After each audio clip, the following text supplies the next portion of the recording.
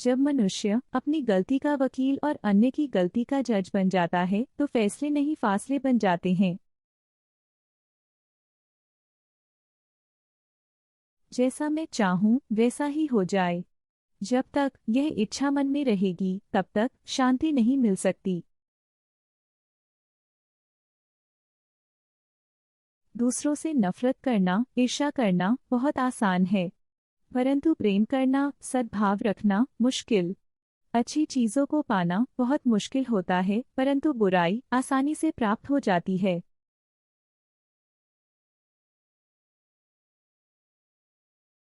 समय कितना भी कठिन आ जाए, अपनी आस्था को कम न होने दें। भगवान उन्हीं की परीक्षा लेते हैं जिससे वह अधिक प्यार करते हैं।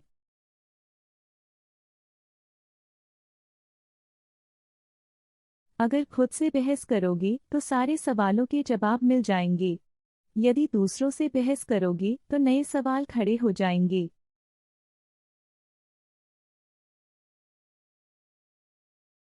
आध्यात्मिक विचारों के अभाव में व्यक्ति गुमराह हो जाता है।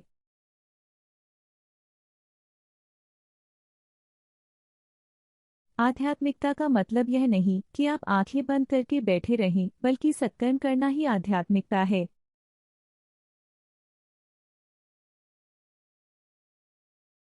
एक बात पानी से सीखी जा सकती है, छोटी छोटी नदियां शोर मचाती हैं, परंतु महासागर शांत रहता है।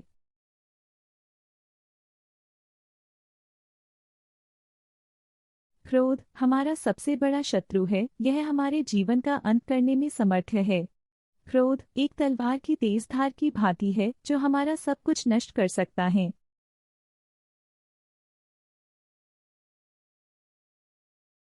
इस तरह न कमाओ कि पाप हो जाए।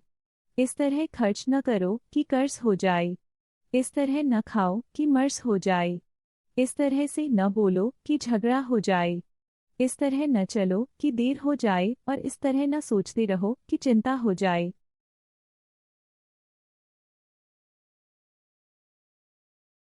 जब आप अपना सब कुछ गंवा बैठते हैं तो उससे प्राप्त शिक्षा को न गंवाएं।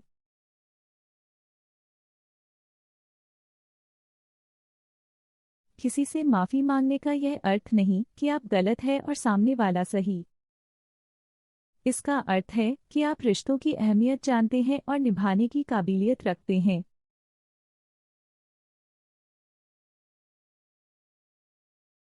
आपको अपने अंदर वो जगह खोजनी होगी जहाँ कुछ भी असंभव नहीं।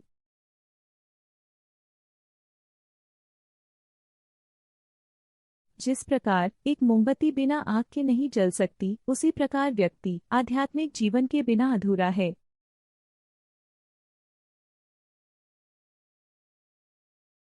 जो बाहर के लोगों की सुनता है वह बिखर जाता है। जो अपने अंदर की सुनता है वह संवर जाता है। आध्यात्मिकता अंदर से आती है।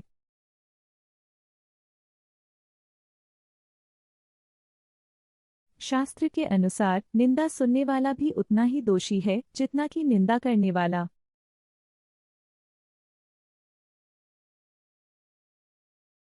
कुछ लोग बहुत कुछ कहकर भी प्रभावशाली छवि नहीं बना पाते, परंतु कुछ लोग चुप रहकर भी प्रभावशाली छवि बना लेते हैं।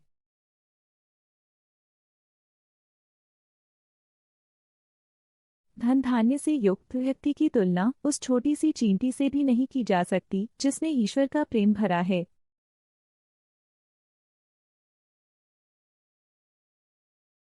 जो धन दूसरों की भलाई करने में काम न आ सके तो ऐसे धन का कोई मूल्य नहीं। ऐसा धन सिर्फ बुराई का एक ढेर है।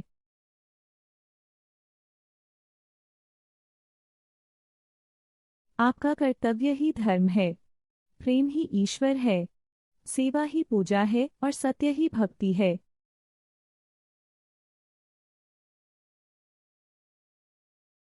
जिस दिन हमारा मन परमात्मा को याद करने और उसमें दिलचस्पी लेना शुरू कर देता है, उसी दिन से हमारी परेशानियां भी हम में दिलचस्पी लेना बंद कर देती हैं।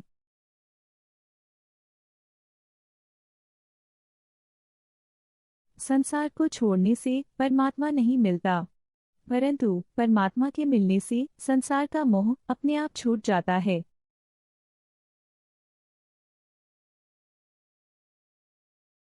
जीवन में सबसे खूबसूरत क्षण तब होते हैं जब आप अपनी खुशी को व्यक्त कर रहे होते हैं, न कि तब जब आप इसे पाने की इच्छा रखते हैं।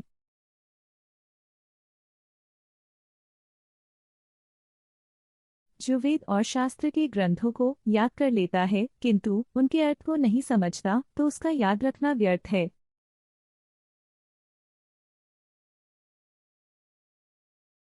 संसार में बहुत से लोग भूखे हैं। इसका मतलब यह नहीं कि भोजन की कमी है। ऐसा इसलिए है क्योंकि लोगों के दिलों में प्यार और देखभाल की कमी है।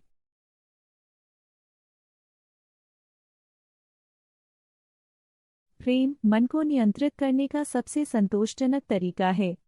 भक्ति हमारी सहज प्रेम की भावना को जागृत करती है।